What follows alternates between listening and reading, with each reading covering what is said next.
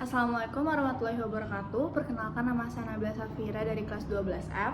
Pada kesempatan kali ini saya akan membacakan Sepotong Senja untuk Pacarku, jawaban Alina.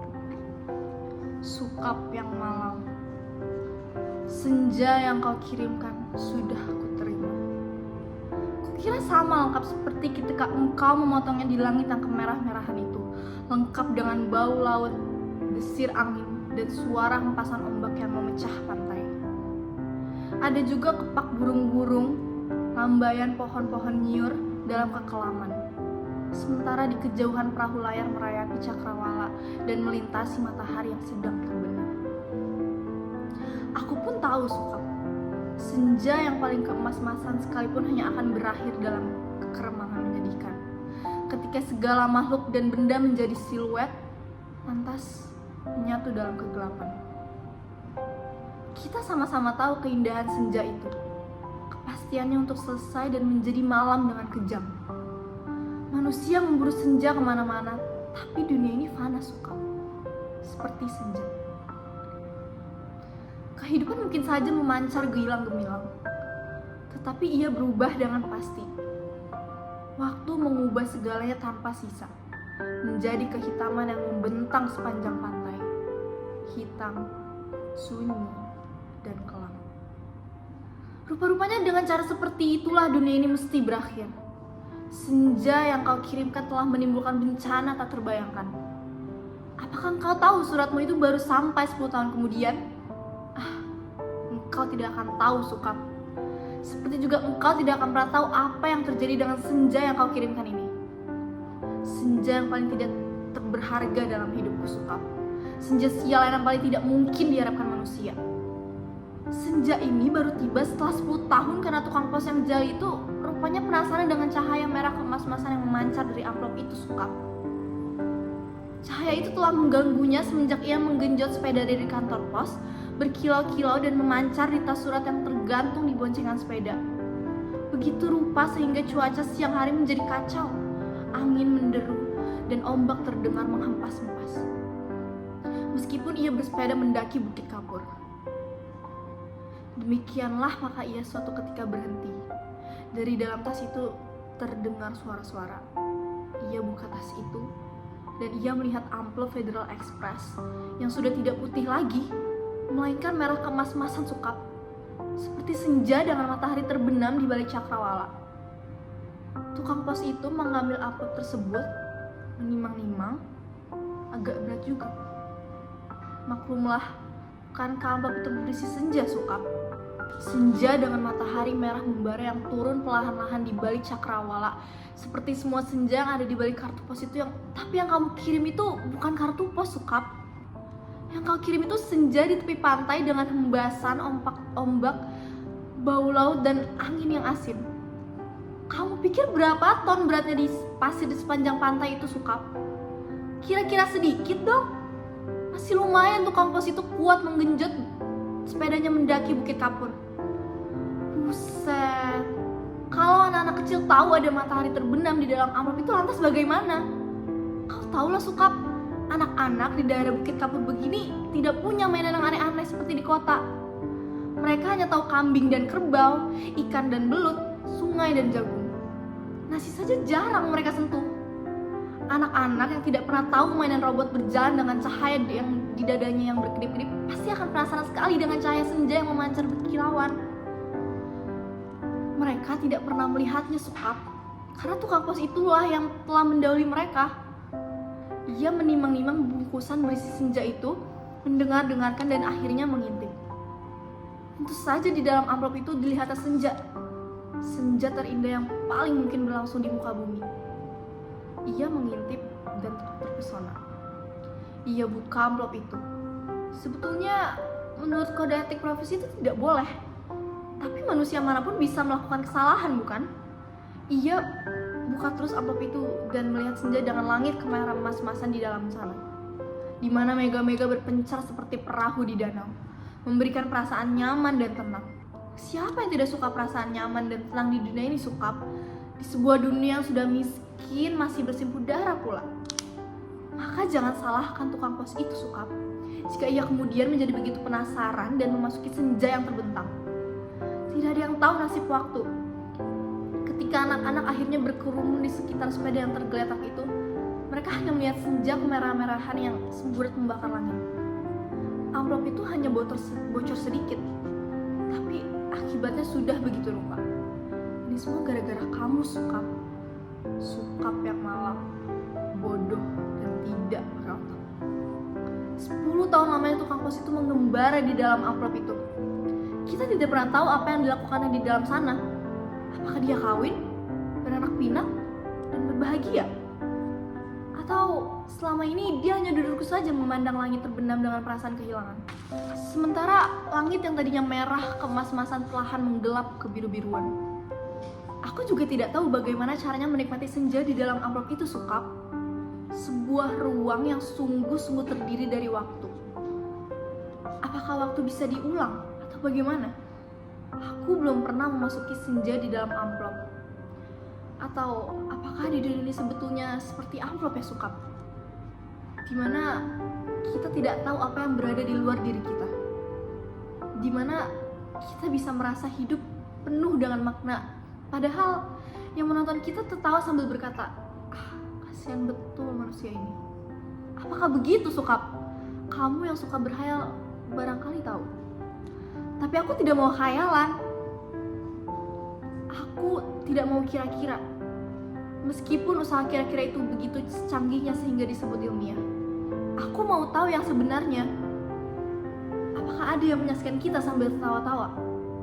Kalau iya, apalah artinya hidup kita ini, Sukap? Tidakkah nasib manusia memang seperti ikan yang diternakan hanya untuk mengisi akuarium di ruang tamu seseorang, yang barangkali juga tidak terlalu peduli kepada makna kepada ikan-ikan itu? Aku tidak pernah tahu, tidak ada seorang pun yang tahu apa yang dialami tukang pos itu di dalam amplop. Sampai ia keluar 10 tahun kemudian dengan wajah bahagia. Ia sudah 10 tahun menghilang di dalam amplop, tapi ia tidak tampak bertambah tua. Apakah waktu di dalam amplop itu tidak bergerak?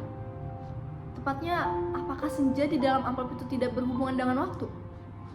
Apakah tidak ada waktu di dalam amplop Federal Express itu? Apakah aku harus peduli dengan semua ini, Sukap? Apakah aku harus peduli? Kamu betul-betul merepotkan aku, Sukap. Dasar laki-laki tidak tahu diri. Sukap yang malang, goblok, dan menyebalkan. Kamu tahu apa yang terjadi 10 tahun kemudian? Tukang pos itu tiba di depan rumah kami. Ya, rumah kami. Setelah 10 tahun banyak yang terjadi dong, Sukap. Misalnya bahwa aku kemudian kawin, beranak pinak, dan berbahagia. Jangan kaget, dari dulu aku juga tidak mencintai kamu, Sukap. Dasar bego, dikasih syarat tidak mau mengerti. Sekali lagi, aku tidak mencintai kamu. Kalau aku tak kelihatan baik selama ini padamu, terus terang harus kukatakan sekarang, sebetulnya aku cuma kasihan. Terus terang aku kasihan sama kamu, Sukap. Mencintai begitu rupa tapi tidak tahu apa yang kamu cinta sebetulnya tidak mencintai kamu. Makanya jangan terlalu banyak berhayal, Sukap. Pakai otak sedikit dong. Hanya dengan begitu kamu akan selamat dari perasaan cintaku yang tolol itu. Tapi bukan cinta yang sebetulnya ingin kuceritakan padamu, Sukap. Soal cinta ini sama sekali tidak penting. Kamu harus tahu apa akibat perbuatanmu ini, Sukap. Mengirim sepotong senja untuk orang yang sama sekali tidak mencintai kamu. Tahu apa akibatnya? Begitu tukang pos itu pulang setelah menceritakan kenapa kiriman Federal Express bisa terlambat 10 tahun. Kebuka amplop berisi senja itu dan terjadilah semua ini. Apakah kamu tidak tahu, Sukap? Senja itu meski cuma sepotong, sebetulnya juga semesta yang utuh. Kamu kira matahari terbenam itu besarnya seperti apa? Seperti apem. Kalau sepotong senja itu di dalam amplop terus sih tidak apa-apa. Tapi ini keluar dan lautnya membludak tak tertahankan lagi. Bagaimana aku tahu amplop itu berisi senja, Sukap? Aku bukan penghayal seperti kamu. Hidupku penuh dengan perhitungan yang matang. Aku tahu betul untung rugi setiap perbuatan. Terutama apa untungnya untuk diriku sendiri. Betapa pentingnya hidupku selamat demi suamiku dan anak-anakku. Pura-puranya aku ini juga perempuan yang setia. Itu pula sebabnya sebelum maupun sesudah kawin aku tidak sudi berhubungan dengan kamu, Sukap. Lagi pula aku tidak mencintai kamu. Mau apa? Tapi kamulah yang tidak tahu diri, mengirim senja tanpa kira-kira. Dunia ini jadi berantakan tahu, berantakan dan hancur lebur tidak terkira. Setelah amplop itu kubuka dan senja itu keluar, matahari yang terbenam dari senja dalam amplop itu berbenturan dengan matahari yang sudah ada. Langit yang biru bercampur aduk dengan langit kemerah-merahan yang terus-menerus berkedap menyilaukan cahaya kemas-masan yang menjadi seburat tak terbenturan. Senja yang seperti potongan kue menggelegak, pantai terhampar seperti permadani di atas bukit kapur. Lautnya terhempas-hempas langsung membanjiri bumi dan menghancurkan segala-galanya. Bisakah kau bayangkan, Sukap, bagaimana orang tidak panik dengan gelombang raksasa yang tidak datang dari pantai tapi dari atas bukit? Air bah membanjiri bumi seperti zaman Nabi Nuh. Dunia menjadi gempar. Tidak semua kapal dan perahu yang ada cukup untuk seluruh umat manusia, bukan? Lagi pula sampai kapan kapal dan perahu itu bisa bertahan? Tiada satu kota pun yang selamat. Lautan dan dari senjamu yang membuat langit merah membara itu menghempas dan membanjiri bumi dengan cepat sekali. Lagi pula, sampai kapan kapal dan perahu itu bisa bertahan? Tiada satu kota pun yang selamat. Lautan dari senjamu yang membuat langit merah membara itu menghempas dan membanjiri bumi dengan cepat sekali. Gedung-gedung pencakar langit di setiap kota besar di seluruh dunia, gunung-gunung tertinggi di muka bumi, semuanya terendam air, Sukap. Bumi ini sekarang sudah terendam air. Di mana-mana air dan langit senja tak kunjung berubah menjadi malam. Segalanya kacau, Sukap, gara-gara cintamu yang tak tahu diri. Sukap yang malang, paling malang, dan akan selalu malang. Aku menulis surat ini dengan kertas dan pena terakhir di dunia di atas puncak Himalaya. Di depanku ada sebuah sampan kecil dan dengan sepasang dayung dan sebungkus super mie. Itulah makanan terakhir di muka bumi. Sisa manusia yang menjadi pengembara lautan di atas kapal dan perahu telah mati semua karena kehabisan bahan makanan maupun mayat teman-temannya sendiri. Manusia memang banyak akal, tapi menghadapi senja dari amplop itu tidak ada jalan keluar. Banyak orang mempertanyakan diriku, kenapa aku membuat dirimu begitu cinta menggebu-gebu? Padahal cinta secuil pun juga tidak. Sehingga kamu mengirimkan sepotong senja itu kepadaku dan tumpah ruah membanjiri bumi. Tapi coba katakan, itu bukan salah aku toh. Aku tidak mau disalahkan atas bencana yang menimpa umat manusia. Mengapa cinta harus menjadi begitu penting sehingga kehidupanku terganggu? Ini bukan salahku. Air laut kulihat sudah semakin dekat. Setidaknya setengah jam lagi tempat aku menulis surat ini sudah akan terendam seluruhnya.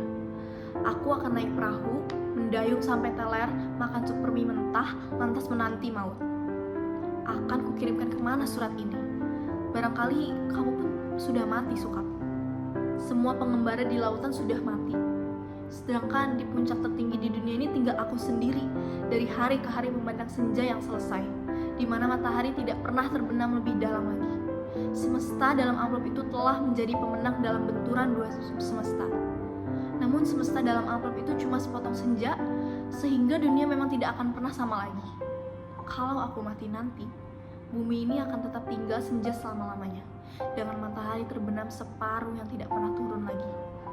Langit merah selama-lamanya, lautan jingga selama-lamanya, tetapi tidak ada seorang pun yang memandangnya. Segenap burung sudah punah karena kelelahan terbang tanpa henti. Tinggal ikan-ikan menjadi penguasa bumi. Di kejauhan, kulihat paus merah yang menjerit dengan sedih. Sukap, aku akan mengakhiri surat ini. Akan kulipat menjadi perahu kertas dan kulayarkan ke laut lepas. Bukan tidak mungkin surat ini akan terbaca juga. Entah bagaimana caranya. Namun, siapapun yang menemukannya akan membaca kesaksianku. Jika tidak, aku pun tidak tahu apa nasib waktu. Kupandang senja yang abadi sebelum melipat surat ini. Betapapun semua ini terjadi karena cinta, dan hanya karena cinta, betapa besar bencana telah ditimbulkannya ketika kata-kata tak cukup menampungnya. Kutatap senja itu masih selalu begitu, seperti menjanjikan suatu perpisahan yang sendu. Selamat berpisah semuanya. Selamat tinggal. Alina Pondok Aren, Sabtu 10 Februari 2001